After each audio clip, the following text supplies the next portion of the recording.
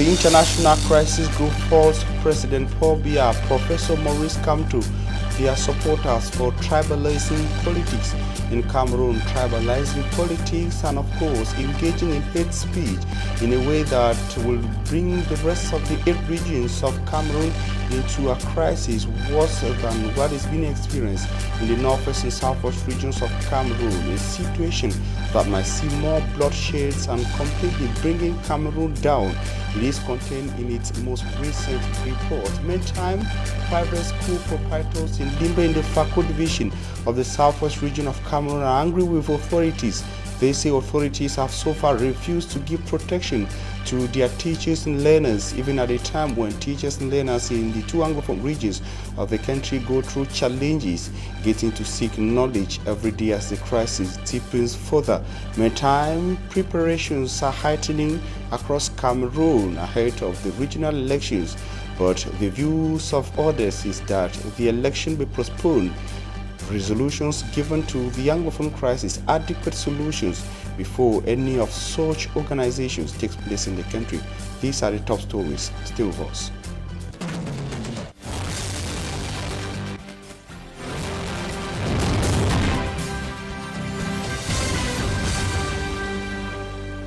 Ladies and gentlemen, thanks for trusting Equinoxe Television. We are live from Equinoxe Central News Desk in Douala, Cameroon's economic capital city. The primetime news. We are 6 p.m. in Douala in the Republic of Cameroon and 5 p.m. is the time in Kumasi, Ghana.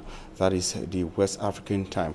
And we begin with our top stories, or rather, we take you to a murder case in the central region of Cameroon, where a young girl, 24, has been intercepted. Officials of the defense and security accused the lady of having masterminded the killing of an individual. The lady and a group of individuals who accompanied her killed the man, took away his vehicle and money, but unfortunately fell into the dragnet of elements of the National Gendarmerie. Smart Njikan Gebeta also small. On the 22nd of November 2020, when Miss Dorcas filmed the contact number on this vehicle that was meant to be sold. The next day, Dorcas appeared as a potential buyer, but then, after their first contact, both decided to get into a relationship.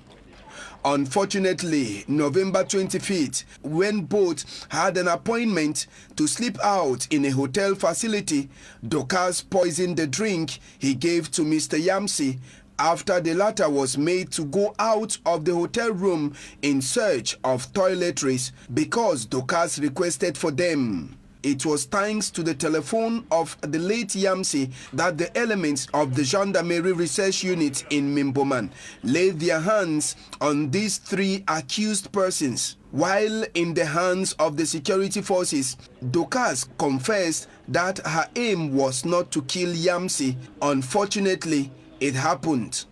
Her reason for poisoning the drink she gave to Yamsi, as she puts it, was for her to take away the car and sell, then later travel out of the country. Dorcas, knowing that she can't drive, called her friend Marie-Yvonne Biole, who came with her brother-in-law, Ondwa Christopher, who was to serve as the driver to take away the vehicle. The lifeless body of Yamsi is undergoing an autopsy test. The accused are behind bars at the Gendarmerie Research Unit of Mimboman while waiting for their transfer to the competent authorities for judgment to be carried on. Supporters of President Paul Biya, supporters of Maurice Kamto, national president of the Cameroon Renaissance Movement political party, are responsible for the growing hate speech in Cameroon. They have engaged in politics based on tribal lines. This is the content of the declaration of the International Crisis Group, which is blaming the camps of the key personalities in Cameroon for fueling the socio-political tensions in the country, warning that it will bring Cameroon into a situation worse than what is being experienced in the northwest and southwest regions of Cameroon. And if that is the case, the whole country will fall. National Crisis Group in its December 3rd report says Cameroon's national stability, already rocked by the armed conflict in the two English-speaking regions, is at the same time being ramshackled by tensions between President Paul Biya and Maurice Kamto as they two worlds along ethnic lines. These trends risk tear at Cameroon's national fabric, with more bloodshed likely if the government takes no corrective plan. For matters to better, the International Crisis Group (ICG) wants governments to enter talks with its opponents about the electoral system and move to make that system fairer. Pressure from influential powers and unions like United States, France, the EU, and European countries will push for electoral reform.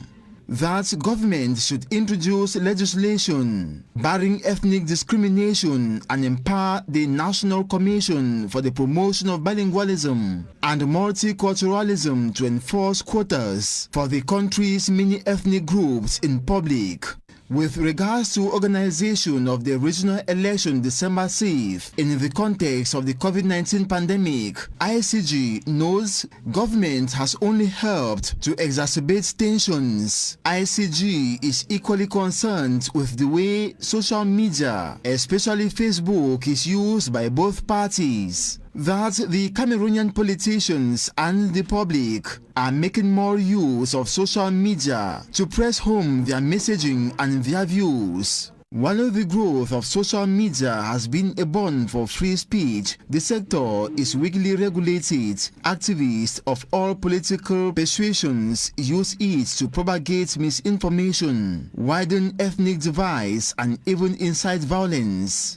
Inflammatory content online pitting Bulu and Betty against Bamileke has increased tensions. According to ICG, any action the government takes in the name of curbing hate speech is usually smoke screen for repressing its opponents. It adds the opposition on its part has done little to moderate its supporters' tone and instead blames the government for tribalizing politics to sow division amongst Cameroonians who oppose President Paul Biya. ICG also blames Facebook for not devoting adequate resources to stop toxic online discourse. ICG concludes that President Paul Biya should be wary of leaving behind a country riven apart not only by fighting and mounting separatist sentiment, but also by wider tensions endangering Cameroon's historically relatively amicable inter-ethnic relations. That acting now to mend fences with his opponents and cooperating with Facebook to stem hate speech would go some way towards minimizing that risk. And after the November 4th attack on Kulu Memorial College in Limbe in the Fako of the southwest region of Cameroon, school authorities are facing enormous challenges. According to the proprietor of Kulu Memorial College, officials in Limbe ask that they move students and teachers to a temporary site, forcing them out of their permanent site where they were attacked, and went further to indicate to our correspondent in Limbe, Davidson Maimo, that the much needed security support demanded of officials of that part of the Fako in the southwest region has not been granted. Davidson Maimo also says some private school officials are complaining, and they say there is some sort of discrimination in according security officials to public and private schools in the conflict-hit Anglophone regions of Cameroon. His report. Weeks after unidentified gunmen, purported to be Anglophone separatist fighters, attacked, molested, and dehumanized teachers and students of Kulu Memorial Comprehensive High School in Limbe, the doors of the school permanent site has been shut down temporarily, as explained by the principal. We should not continue in the site. Unknown armed men can be in the bush, things like that, and the militaries are overstressed, so they will not be able to be sending soldiers to come and guard the school. Who are we, or who is Kulu to oppose government orders? The decision has raised eyebrows if state security to protect learning institutions in the northwest and southwest regions following the ongoing Anglophone armed conflict is meant for public and selectedly private schools. Duolanje is a proprietor. Government has everything to protect. Now when they discover something like this had happened, that is their work. They're supposed to do their work. The non-provision of state security pushed the school authorities to relocate to a temporary site. Cannot keep the students waiting. So we have rented a place at my 4. That's where we have all the students. They might start timidly, as usual. We will not shut down. We are doing everything humanly possible. The November 4th incident has had a devastating blow on the school enrollment, as some teachers and students are yet to recover from the psychological trauma they were subjected to. Reason why some ex-students visited the school to encourage them. There's no person that does not face challenges. Challenges come for great people. We are just here to encourage them and to tell them that there are better days ahead. After media and security report, Yaoundé dispatched some persons to the school, whose reaction is still awaiting. Another issue dividing Cameroonians is the December 6th regional elections in the country. A great number of opposition political parties in Cameroon are boycotting the elections. It should be recalled that not up to 10 political parties in the country are participating out of the over 250 legalized political parties. However, those participating and the organizers, that is the election governing body in Cameroon, Elekam, are moving ahead for the elections to come in less than 3 days. And of course, other officials, notably in the Indian division or councillors of the 9 subdivisions that make up the Indian division of the southwest region of Cameroon, and traditional rulers of the House of Chiefs on their part began arriving Mundemba, which is the chief town of the Indian division of the country, one of first to officially close the campaigns this Friday, and secondly to get set for Sunday regional elections. The senior divisional officer, or rather it should be recalled that the oil-rich Indian division of the southwest region of Cameroon has had its own specificities. The population of the Indian division hold that their division needs to be constructed and not reconstructed, for the division, according to them, has never been constructed, and the coming of regional elections to be implemented with the putting in place of the House to speed the decentralization process is widely believed that we'll see the troubles of Indian division being gradually wiped away. The Cameroon Prime Minister Chief Dr. Joseph John Gute, should be recalled, is from the Indian division of the southwest region of Cameroon. The senior divisional officer for the Indian division, on his part, has assured the councillors and Elekam officials of maximum security. Foran Lawrence spoke to our correspondent Derek Jato, who is on special assignment to Bundemba, chief town of the southwest region. I want to assure the Cameroonian community and the way alert that we are fully prepared in Indian division. Enough security measures have been taken before today, and those measures will be in place till after the election. I also want to say that as there is only one list for the House of Chiefs and for the regional house. The homologated chiefs of Indian division have already converged at the divisional headquarters, that is Mundemba, before this day. And I want to say that it was an easy task to convey them to Mundemba, because of the fact that most of these chiefs are resident within their palaces or within their subdivisions. However, we have some few of them who are civil servants who are resident out of Mundemba. For the municipal councillors of the 9 councils, they too are also in Mundemba, as you know, where the elections are going to take place on Sunday.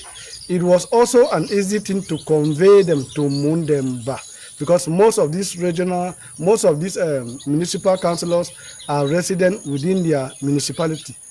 However, for the fear of the unknown, I have decided to catch all the municipal councillors and homologated chiefs coming out of Mundemba in specific localities that I will not want to cite here for security reasons. But on the other hand, I am calling on these municipal councillors and the homologated chief who just arrived Mundemba to not be taken away, to know that someone's someone's security first of all depend on him, and that they should comport themselves in a dignified way as they have always been doing. And that I will not hesitate, I say I will not hesitate to declare a lockdown on these chiefs and municipal councillors, and only release them. I use the word, and only liberate them or release them in quote on this the morning of the 6th, to permit them go and perform their civic duties, and after that they return to their various municipalities and palaces. Fowan Lawrence, Senior Divisional Officer for the Indian Division of the Southwest Region of Cameroon. He was speaking to our correspondent, Derek Jato, who is on special assignment to Mundemba. And I will stay in the Anglophone regions of Cameroon to talk the devastating impact of the armed conflict that has been raging on for over 3 years now. And a case in point is Ndu subdivision, considered as the economic heartbeat of the Donga Mantung division. The Ndu subdivision had the negative impact of the Anglophone crisis with repeated confrontations. But however, the mayor, speaking during the 2021 budgetary session, said things are getting back to the Ndu council under a normal pace, reasons why they had to vote a budget of over 1 billion for 2021 for Ndu. Charles Kmer tells us more. It's by confrontations, abductions, burnings and destructions within the context of the armed conflicts in the two Anglophone regions of Cameroon, Ndu subdivision almost lost its status as the economic capital of Ndonga Mantung division in the northwest region. Regretting the impact of the conflict on the municipality, the senior divisional officer for Donga Mantung said the crisis and the destruction came to Ndu because of its proximity to trouble-prone areas. Which corrupted Ndu were so close to areas that believe that there is no authority, that believe that we should all become the graveyard. I want to believe that proximity also corrupted. In fact, Ndu, which is the gateway to Donga Mantung, and equally the exit way from Donga Mantung. Why did this happen to us? Speaking during the Ndu Council 2021 budgeting session, the senior divisional officer, Mr. Simon Quenti, said he was happy with the new council executive, which has mustered courage to bring Ndu back on its feet. When I took up service in this division, I said I was very happy to be in Ndu, because Ndu is to Donga Mantung as Douala is to Cameroon. This is the economic hub of the division, but today we have only our eyes to cry on lost glory. Why did we copy things that are no longer applicable in our modern day? There's no need to dance this dance of disorder. Does this subdivision need to copy wrong things that will lead to their own destruction? I want to thank this executive because from the blues you shouted loud and clear that you are not part of the disorder. I know some of you paid dearly when your names featured on the electoral list. To the mayor of Ndu, Alhaji Abdul Kanfombono, the Ndu council budget has been voted at over 1 billion for the first time since the start of the Anglophone crisis. You know, before now, Ndu council used to have a budget of that amount, and because of the crisis, we dropped to 600 million, and then 700, and then 600 million.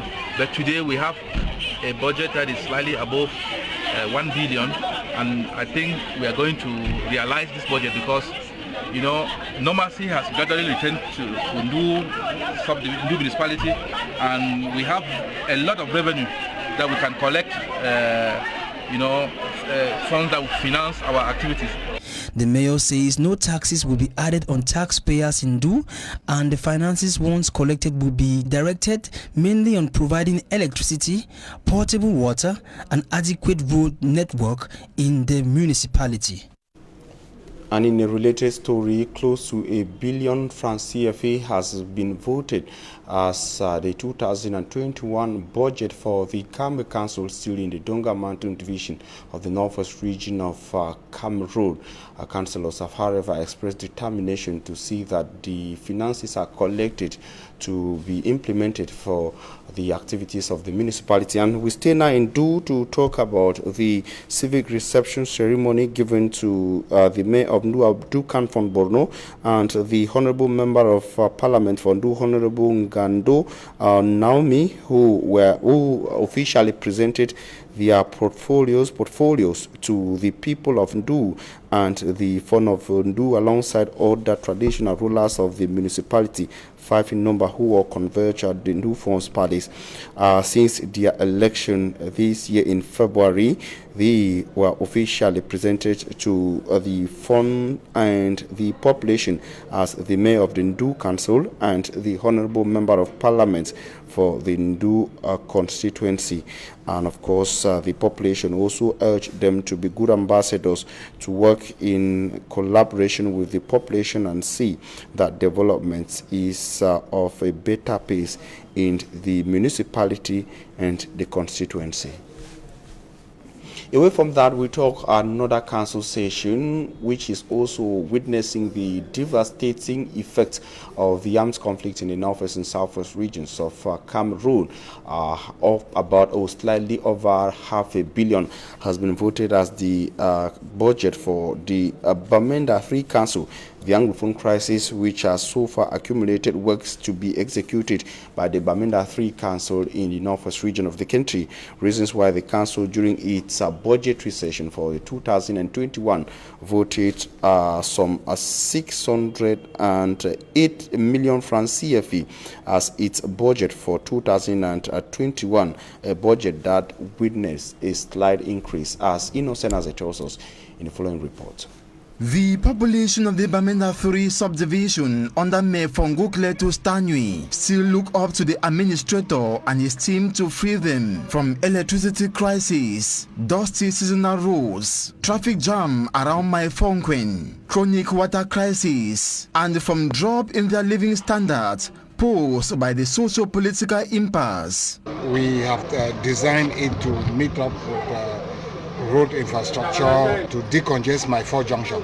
So there's a bypass that we have envisaged that will tar it next year so that my 4 junction can be free and circulation can be good.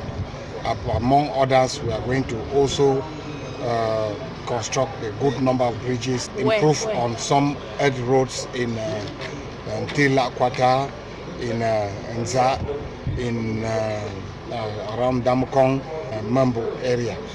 Manka, Manda, Taken, and as well water. So these projects and more have been put forth, and we think that we are going to work hard to realize our revenue so that we can be able to meet up with the aspirations of the people. Fongo Kletus, who is the last SGF standing mayor in Bamenda, proved during the Bamenda 3 budgetary session for 2021 he did not listen to the people's worries with deaf ears. 608 million francs CFA is the budget envisaged for these projects and others come 2021. I think the budget for the Bamenda 3 Council for the Fcfa 2021 have been carefully streamlined to meet the demands of the population and to alleviate poverty and to improve on the living condition of the people. We have targeted some environmental projects like greening our streets with all major streets with trees and so on. We have equally targeted reviving of our culture by organizing annual cultural festivals that will revoke some of those aspects of the culture that are giving way. Regarding the 608 million francs CFA budget that witnessed an increase of 6 million francs CFA from the 2020 budget that stood at the tune of 602 million francs CFA, a lot needs to be done in the municipality. However, the councillors were disgruntled with the manner contractors handled some envisaged projects last year. I'm crying this day in day out. It is here, it is on page 2, my Lord Mayor. They are telling us every day that that road has not been received. What magic do we need to make for that road to be received so that it can be repaired for people to use? It's going down to our only market. Go there now and see the level of depreciation, Lord Mayor. The company did not respect their time frame, because if they had respected, we would have noticed on time that the transformer was not in place. Why are they saying the transformer is not corresponding? Is because one, where they had to link the light to go to Nza has a different transformer, which is obsolete, as they say, it's no more in the market. To correct the wrongs of the previous year, the councillors have been tasked to discharge their duties stringently, enhance follow-up, and make use of the youth in the municipality. If the engineer is not there, the CDO should follow up that particular project because it's very painful. Nothing about water and energy. The Anglophone crisis, the coronavirus pandemic, traders or experts say has given rise to another health complication, which is trauma. Trauma, which is said to be on the rise in Cameroon, and some agencies of the United Nations in a partnership with the Ministry of Public Health in Cameroon together coming up with strategies on how to combat the challenges brought forth by trauma. Derek Jato tells us more from Buya. The name coronavirus pandemic alone, psychologists say, has given birth to another health problem. People are afraid to go to the hospital because if I go to the hospital, maybe I can catch COVID and maybe I will die. That fear of dying put people in too much stress. These experts in mental health also revealed that depression alone kills, and there are some group of people who are more vulnerable. It's for us, especially for UNIPSI, to bring the psychological care, for the mothers in INC and PNC, antenatal consultation and postnatal consultation, and equally the GBV survivors, victim of violence. And this is the reason UNFPA, a specialized and reproductive health agency of the United Nations, is stepping in. And today UNFPA is sponsoring other organizations like UNIPSI, a specialized organization in mental health, to better combat this health challenge. The main sponsor is UNFPA. When we look at UNFPA, which is the main partner of the Ministry of Public Health, especially in reproductive health, we have a concern on maternal and neonatal mortality, and UNFPA is that partner that is really working in bringing down to at least 70 deaths per 100,000 women. And in the southwest region, UNIPSI is having two punctures to repair. That is the damages brought by the Anglophone crisis and the COVID-19 pandemic.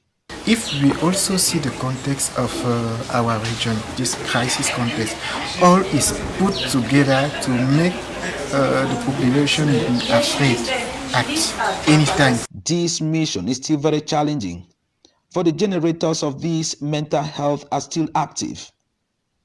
Here, in the region, the Anglophone crisis on the one hand, and the COVID-19 pandemic on the other.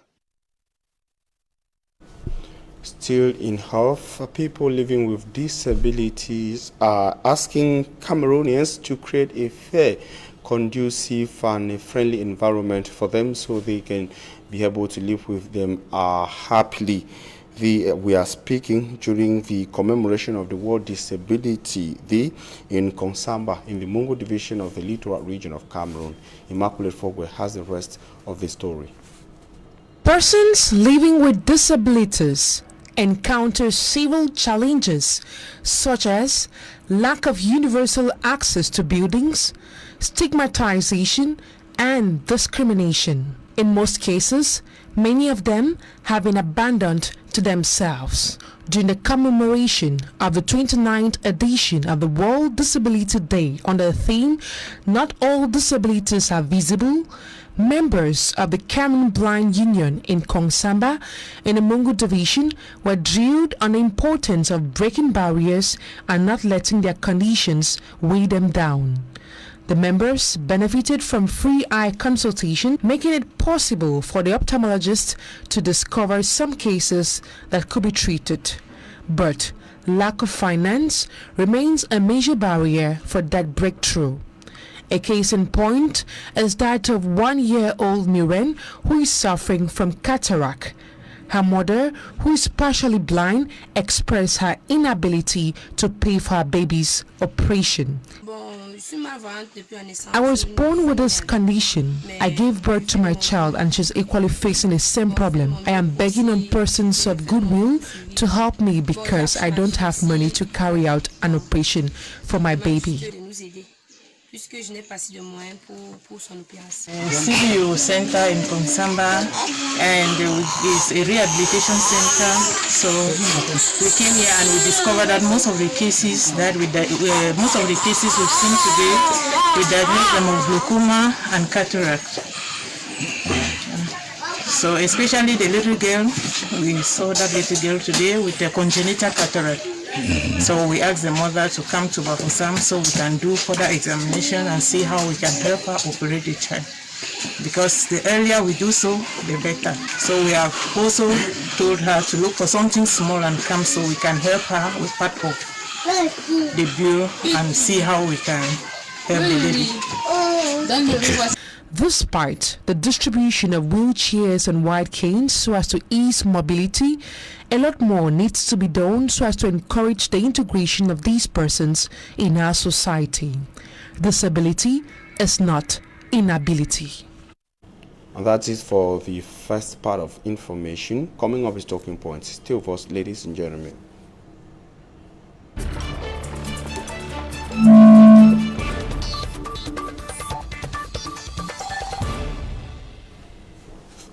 Thanks for joining us on Talking Points. We are receiving a medical officer. We're receiving Dr. Kengafak Fobela. He is the district medical officer for Bangem in the Kupe Maninguba of the Southwest region of Cameroon. Doc, thanks for accepting our invitation. My pleasure always, Mr. Armstrong. We're glad to have you here. My pleasure too. So how was it traveling from Bangem to Douala in the Littoral region? It was very safe. It will be interesting for the public to know that currently Bangem Melon roads are like 65% tapped now.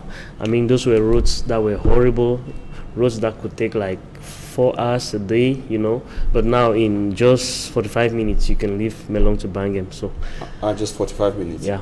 What about the security? Recently, at least it's dying down. You know, we've started having schools, other administrative offices are open, the hospital and other stakeholders and partners are there now. So at least it's getting better.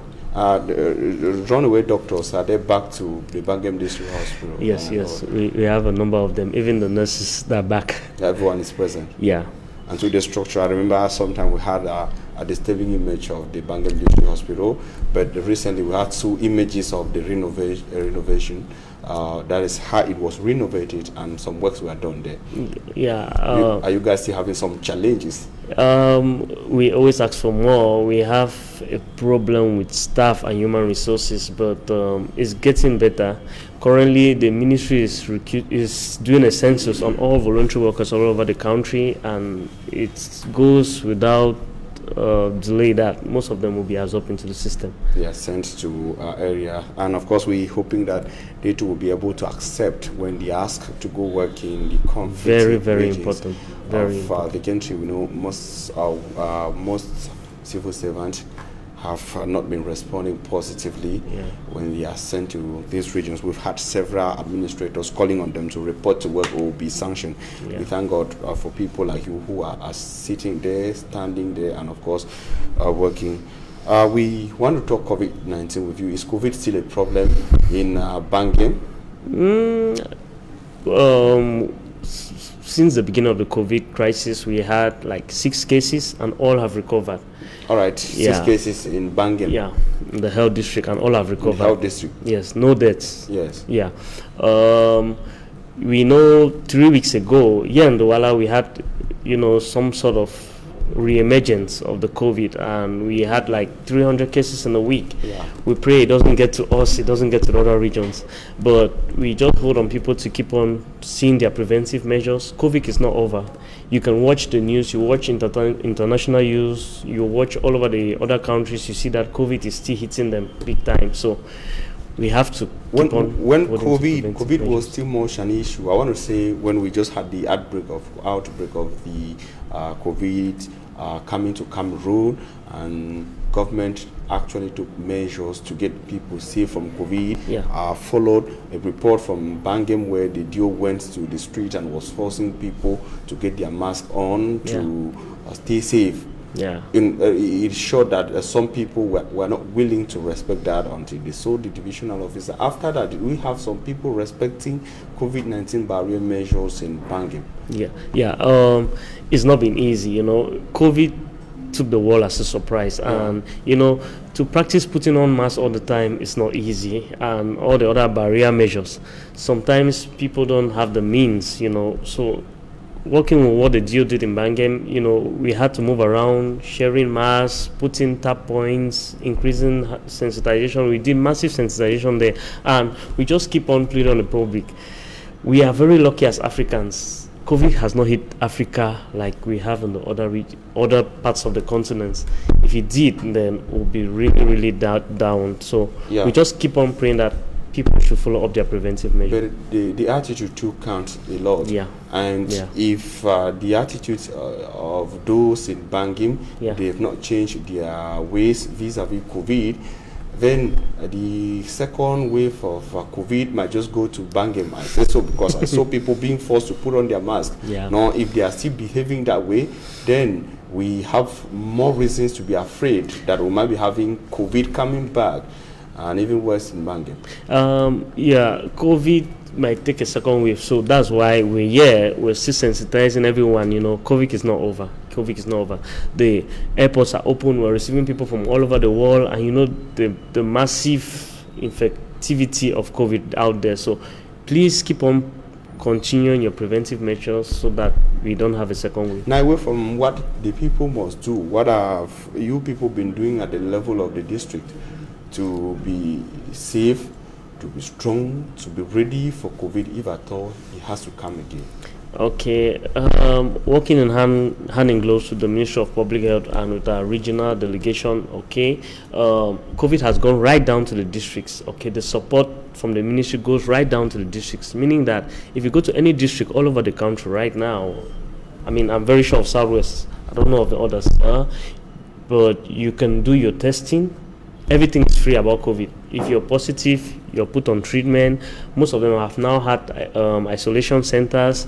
We even do home confinement, meaning that if you're infected with COVID with very minimal symptoms, that's the mild stage, you can put on treatment and follow your distance, preventive measures, and you'll be fine.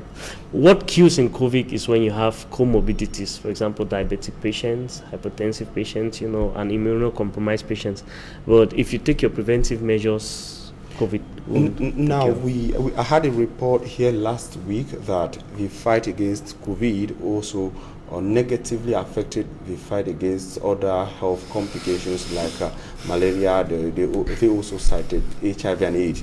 Now you are also talking about some health complications that can get matters really bad for somebody who gets to get COVID-19. Now, has the fight against COVID-19 not also affected the fight against these other health complications? Certainly COVID has affected every sector, but those procedures and implementations put by the government are still there in place. You still have the malaria programs, you still have the HIV programs, they are still there and functional.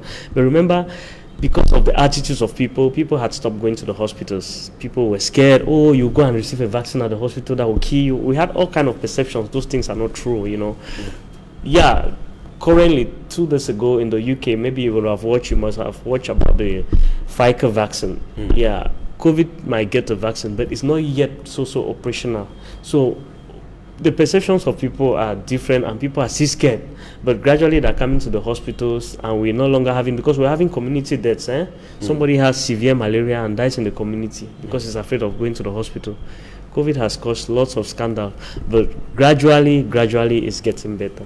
All right, now on a general scale, on a larger scale, moving away from Bangem in the Kupi Maningoba division, last week I followed a meeting of district medical officers, if I'm right, of the Southwest region who converged on Buya. Is that correct? You're right. With some health officials of the Southwest Regional Delegation of Public Health. Yeah. Certainly they get reports of COVID-19 in their areas. Which area is a danger, or which district area, say a division, is still much a major concern in the Southwest region as far as COVID is concerned? Okay, the borders, actually the borders, you have the Akwayas, the Bakasis, the borders, the borders into Limbe, Idinau, that's where the danger zones are, because people just come in, we hope they're showing their right test, because before you get into any country, you must show your COVID test within. Mostly at the level of the airport. Yeah, it's been screened and checked. Are we even having this at the borders? We started some little borders, I can put it.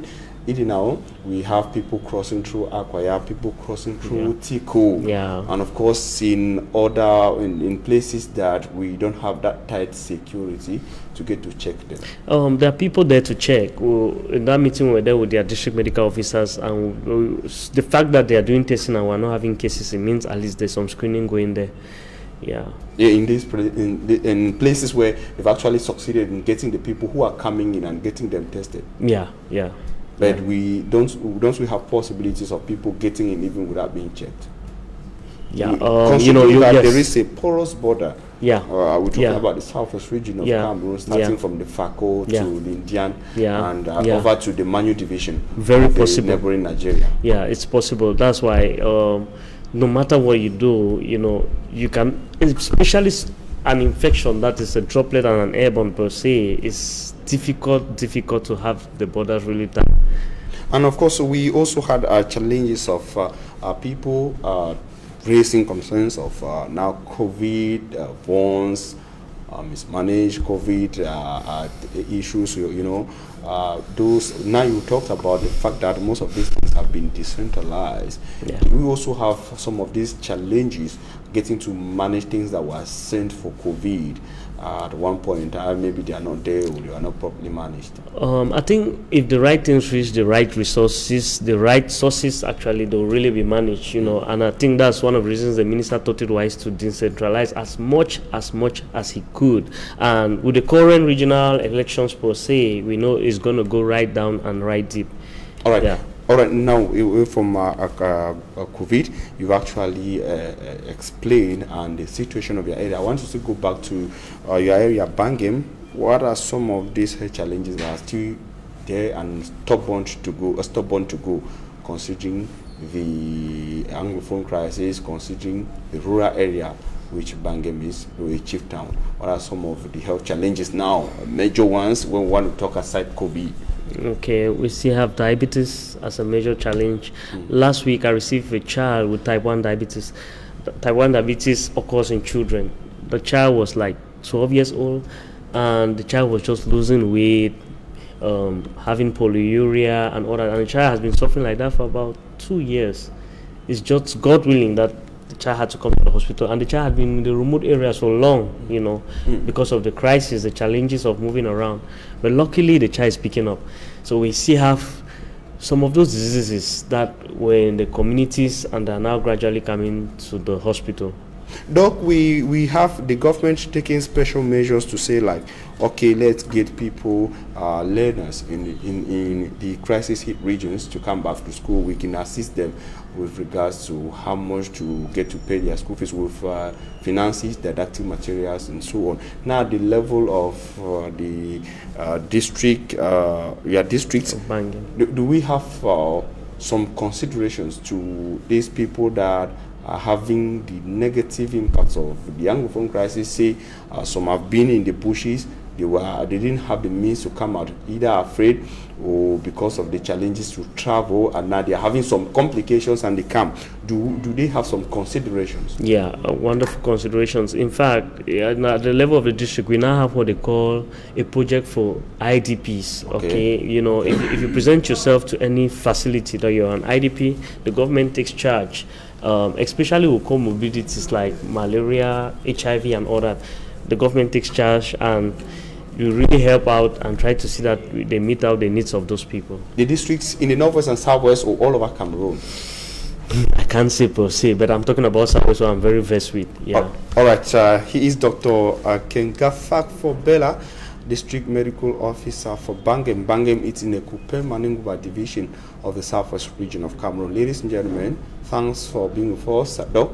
It was an interesting chat with you. My pleasure, Mr. Armstrong. And so stay in the company of interesting programs on Equinoxe television. Have a nice weekend.